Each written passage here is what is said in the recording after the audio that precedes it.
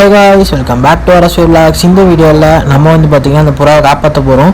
அதுக்கு வந்து என்ன ஆச்சுன்னு தெரில, ஆனால் உடம்பு சரியில்லை மட்டும் தெரிஞ்சுது கீழே இருந்து பார்க்கும்போது. ஏன்னா ரொம்ப நேரமாக பறக்க ட்ரை பண்ணுது, பட் பறக்கல, அங்கேயே தான் இருந்துச்சு. ஸோ அதுக்காக எப்படியோ ஒரு வழியாக கட்டை மேலாம் ஏறி என்ன தான் ஏற்றினாங்க, வேறு பசங்க யாரும் இல்லை. ஸோ அதனால் நானே ஏறிட்டேன்.